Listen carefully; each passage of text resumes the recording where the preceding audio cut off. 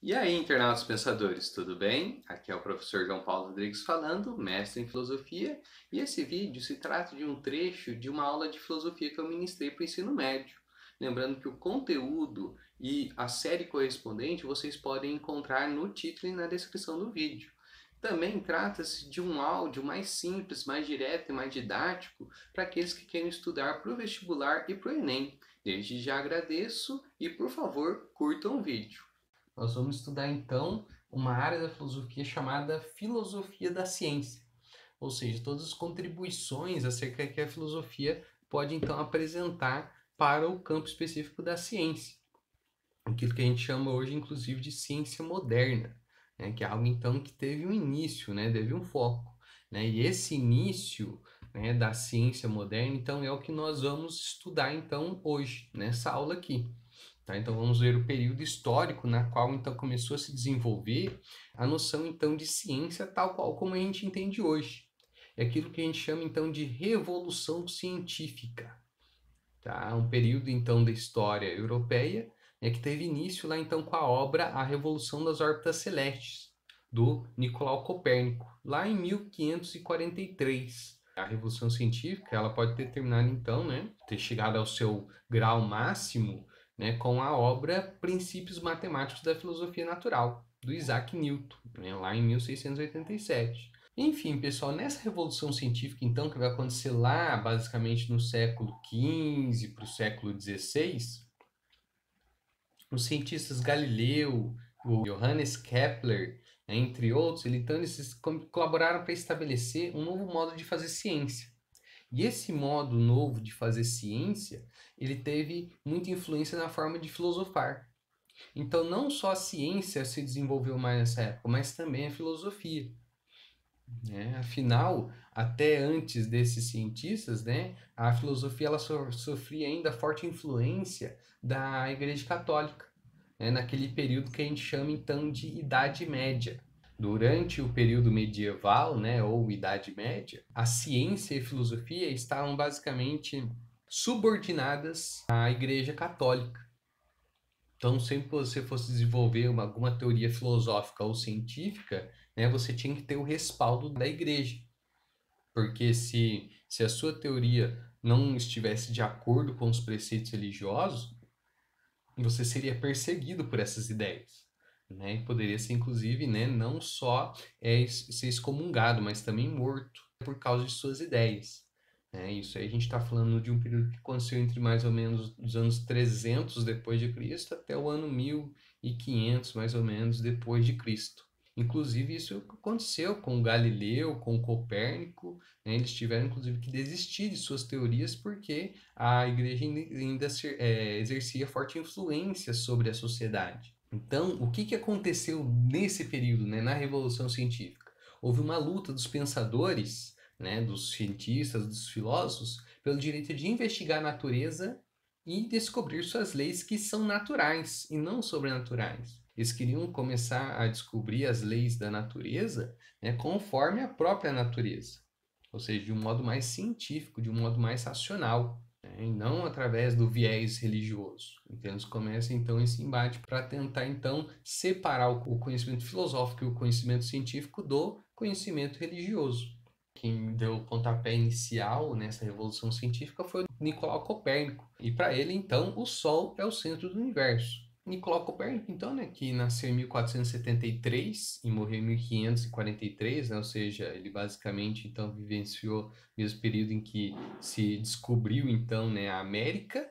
Ele era matemático, padre católico e advogado. E aí o que ele fez? Ele revisou uma obra chamada O Almagesto, do cientista grego Ptolomeu, que apresentava a Terra imóvel no centro do universo, aquilo que era chamado de geocentrismo. E aí ele percebeu que esses cálculos estavam errados e que a única hipótese aceitável então para explicar esses erros é de que a Terra é que girava em torno do Sol. Aquilo então, né, que nós vimos aqui o heliocentrismo, né, na qual então é a Terra quem gira ao redor do Sol. Afinal, então, o movimento é muito mais simples de ser compreendido, né? É muito mais coerente esse modelo heliocêntrico do que o modelo geocêntrico. Porém, o Copérnico ele lançou apenas uma hipótese científica para ser discutida, ou seja, apenas fez cálculos matemáticos acerca da sua teoria. Porque quem conseguiu verificar a veracidade dessa hipótese, né, desses cálculos, foi Galileu, tá? Alguns anos depois da morte de Copérnico. Por quê? Porque foi na época de Galileu que foi criado o objeto que até na época do Copérnico não existia, que era a luneta, né? O telescópio para poder observar então o céu para ver se os cálculos de Copérnico faziam sentido ou não. Galileu Galilei, ele que nasceu em 1564 e morreu em 1642, ó, o Galileu ficou encantado com a proposta de Copérnico e passou então a difundir as teorias ali do Copérnico, tanto em palavras como em experiências científicas. O Galileu começou a estudar os planetas e a Lua. E aí ele começa a perceber que esses planetas, então, não têm a forma regular e perfeita da teoria oficial defendida pela Igreja Católica, que mostrava que existia a questão do mundo sublunar e supralunar, né? Isso é uma teoria aristotélica, né? Qual mostrava tudo aquilo que estava abaixo da Lua, né? No caso a Terra, né? Era imperfeito, e tudo aquilo que estava acima da Lua, né? Afinal era o céu, né? Ele era perfeito. Mas daí o Copérnico começou a ver, né, que a Lua era feita de crateras, né, Júpiter, né, por exemplo, com a sua mancha, o Sol também com as manchas solares. E tudo isso, pessoal, tanto Copérnico quanto Galileu, eles foram perseguidos por causa dessas ideias. Por quê? Porque eles estavam batendo de frente com a teoria aceita pela Igreja Católica. Afinal, quando você coloca a Terra no centro do universo, né, você está dando um lugar especial para aquilo que é chamado então de criação divina. Afinal, nas Escrituras Sagradas está escrito que, né, Deus criou os céus e a terra, e na terra fez o homem em sua imagem e semelhança. Então, essa ideia então de colocar a Terra num lugar especial no universo, colocar ela no centro do universo. Isso estava então de acordo com os preceitos religiosos. Agora vem dois caras, né, com mais de 1000 anos de poder que a Igreja Católica construiu, né? Vir dois caras então falar que toda a teoria que a Igreja Católica então defendia estava errada, porque estava com cálculos errados e porque não existia aquela ideia de perfeição, né, tal qual era difundida então pela Igreja Católica. É claro então que eles foram perseguidos, eles tiveram então que negar, né, durante a vida deles, tiveram que negar a teoria do heliocentrismo, porque senão eles seriam mortos.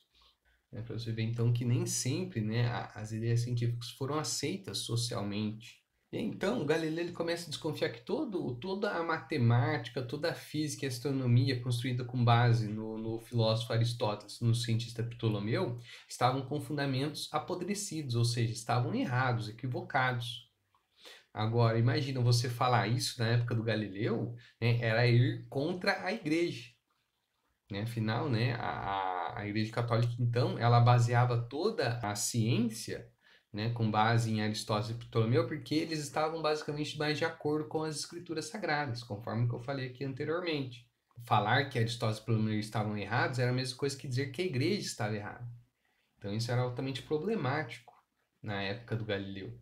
E aí então Galileu percebeu o seguinte: opa, a ciência ela precisa se separar das intromissões religiosas e também da filosofia. Né? É então que começa a surgir, né, a ciência moderna. Essa ciência que é separada então, né, da religião e da filosofia. Afinal, pessoal, ciência, religião e filosofia, eles trabalham conceitos diferenciados. Por isso, então, essa necessidade de separar essas três áreas do saber. Afinal, cada uma vai ter um objeto específico. Tá? Em que sentido? Ora, a ciência ela vai estudar o mundo físico através da matemática e de leis naturais. A religião, por sua vez, né, ela trabalha conceitos sobrenaturais através da crença. Afinal, então, o conceito de alma, né, a ideia de Deus, né, tudo isso então é trabalhado através da fé, através da crença. Então, é a fé baseada então em questões sobrenaturais. E a filosofia ela trabalha concepções abstratas, conceitos abstratos, como é a ideia, por exemplo, de conhecimento. Né? O conhecimento ele não é um objeto, ele não é um ser, né? Ele é uma ideia. na qual então nós podemos pensar e falar acerca do que é o conhecimento, né? Igual, por exemplo, a verdade, né? A justiça, a liberdade, tudo isso então são conceitos abstratos.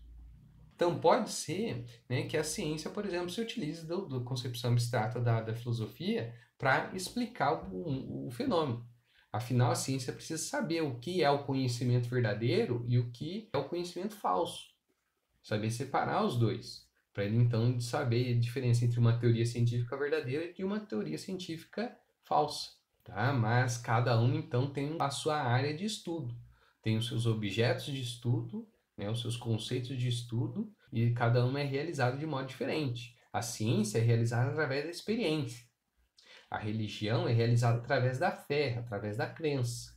A filosofia é realizada através da racionalidade, né? Através da capacidade, então, de desenvolvimento crítico e intelectual.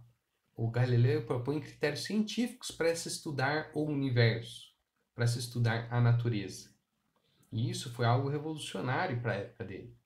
Ele queria, então, estudar esses fenômenos naturais através de bases matemáticas e experimentais, né? Através da experiência com a realidade. E é a partir dele, então, né, dele, de Copérnico, do Kepler, né, do Isaac Newton, então, que vai se basear, então, que vai se fundamentar aquilo que a gente chama hoje de ciência moderna.